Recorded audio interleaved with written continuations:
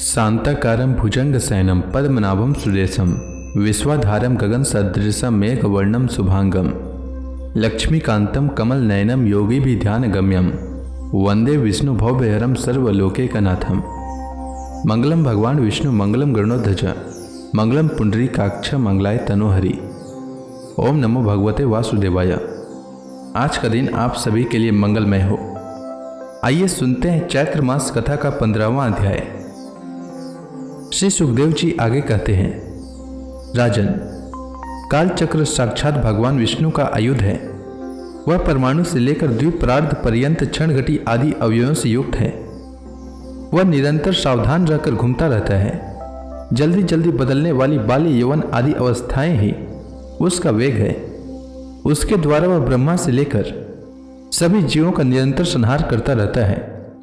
कोई भी उसकी गति में बाधा नहीं डाल सकता। उससे भय मानकर भी जिनका यह काल चक्र निज आयुध है, उन साक्षात भगवान यज्ञ पुरुष की आराधना छोड़कर यह मंदमती मनुष्य पाखंडियों के चक्कर में पड़कर उनके कंक, गिद्ध, बगुला और बटेर के समान आर्य शास्त्र बहिष्कृत देवताओं का आश्रय लेता है, जिनका केवल वेद बाह्य अप्रमाणिक आगमनों ने ही उल्लेख किया है। ये पाखंडी तो स्वयं ही धोखे में है। जब यह भी उनकी ठगाई में आकर दुखी होता है तब ब्राह्मणों की शरण लेता है, किंतु उपनयन संस्कार के अनंतर स्वत स्मार्थ कर्मों से भगवान यज्ञ पुरुष की आराधना करना आदि जो उनका शास्त्रोक्त आचार है, वह इसे अच्छा नहीं लगता। इसलिए वेदोक्त आचार के अनुकूल अपने में शुद्धि न होने के कारण यह कर्म शून्य शूद्र कुल में प्रवेश करता है, जिसका स्वभाव वानरों के समान केवल कुटुंब पोषण और स्त्री सेवन करना ही है। वहाँ बिना रोक टोक स्वच्छंद विहार करने से इसकी बुद्धि अत्यंत दीन हो जाती है और एक दूसरे का मुख देखना आदि विषय भोगों में फंसकर इसे अपने मृत्यु काल का भी स्मरण नहीं होता। वृक्षों के समान जिनका लौकिक सुख ही फल है, उन घरों में ही सुख मानकर वानरों की भांति स्त्री पुत्रादि में आसक्त होकर यह अपना सारा समय मैथुनादि विषय भोगों में ही बिता देता है। इस प्रकार प्रवृत्ति मार्ग में पड़कर सुख दुख भोगता हुआ यह जीव रोग रूपी गिरी गुहा में फंसकर उसमें रहने वाले मृत्यु रूप हाथी से डरता रहता है।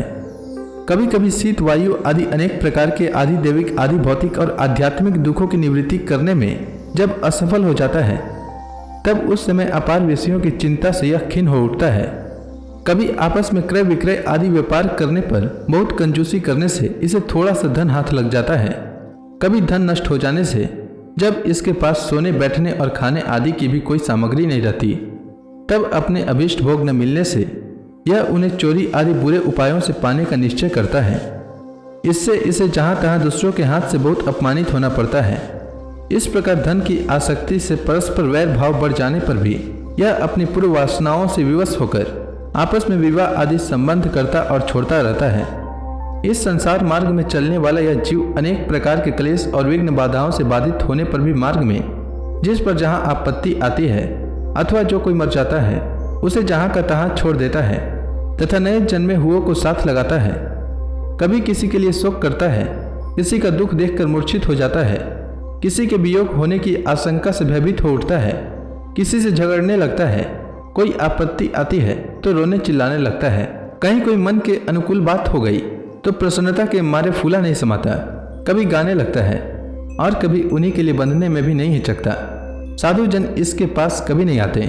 यह साधु संग से सदा वंचित रहता है। इस प्रकार यह निरंतर आगे ही बढ़ रहा है। जहाँ से इसकी यात्रा आरंभ हुई है और जिसे इस मार्ग की अंतिम अवधि कहते हैं, उस परमात्मा के पास यह अभी तक नहीं लौटा है। परमात्मा तक तो योग शास्त्र की भी गति नहीं है। जिन्होंने सब प्रकार के दंड का त्याग कर दिया है, वे निवृत्ति परायण संन्यातात्मा मुनि जन ही उसे प्राप्त कर पाते हैं। जो दिग्गजों को जीतने वाले और बड़े बड़े यज्ञों का अनुष्ठान करने वाले राजर्षि हैं, उनकी भी वहां तक गति नहीं है। वे संग्राम भूमि में शत्रुओं का सामना करके केवल प्राण परित्याग ही करते हैं तथा जिसमें यह मेरी है ऐसा अभिमान करके वह ठाना था, उस पृथ्वी में ही अपना शरीर छोड़कर स्वयं परलोक को चले जाते हैं। इस संसार से वे भी पार नहीं होते। अपने पुण्य कर्म रूप लता का आश्रय लेकर यदि किसी प्रकार यह जीव इन आपत्तियों से अथवा नरक से छुटकारा भी पा जाता है, तो फिर इसी प्रकार संसार मार्ग में भटकता हुआ इस जन समुदाय में मिल जाता है। यही दशा स्वर्ग आदि उधर लोकों में जाने वालों की भी है। राजन, राजर्षि भरत के विषय में पंडित जन ऐसा कहते हैं, जैसे गरुड़ जी की होड़ कोई मक्खी नहीं कर सकती, उसी प्रकार राजर्षि महात्मा भरत के मार्ग का कोई अन्य राजा मन से भी अनुसरण नहीं कर सकता। उन्होंने पुण्य कीर्ति श्रीहरि में अनुरक्त होकर अति मनोरम स्त्री, पुत्र, मित्र और राज्यादि को युवावस्था में ही विष्ठा के समान त्याग दिया था। दूसरों के लिए तो इसे त्यागना बहुत ही कठिन है।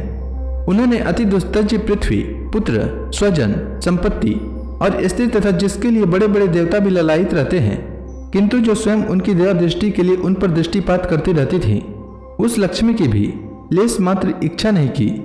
यह सब उनके लिए उचित ही था, क्योंकि जिन महानुभावों का चित्त भगवान मधुसूदन की सेवा में अनुरक्त हो गया है, उनकी दृष्टि में मोक्ष पद भी अत्यंत तुच्छ है।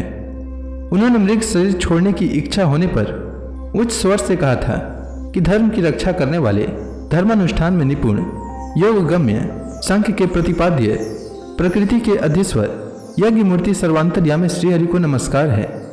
राजन, राजर्षि भरत के पवित्र गुण और कर्मों की भक्त जन भी प्रशंसा करते हैं। उनका यह चरित्र बड़ा कल्याणकारी, आयु और धन की वृद्धि करने वाला, लोक में सुयश बढ़ाने वाला और अंत में स्वर्ग तथा मोक्ष की प्राप्ति कराने वाला है। जो पुरुष इसे सुनता है या सुनाता है और इसका अभिनंदन करता है, उसकी सारी कामनाएं स्वयं ही पूर्ण हो जाती है। दूसरों से उसे कुछ भी मांगना नहीं पड़ता। तो इसी के साथ यह अध्याय समाप्त हुआ। इसके आगे की कथा मैं कल के अध्याय में सुनाऊंगा। तब तक के लिए भगवान हरि का नाम लेते रहें। तो प्रेम से बोलिए भगवान विष्णु की जय, श्री कृष्ण भगवान की जय, समस्त देवी देवताओं की जय।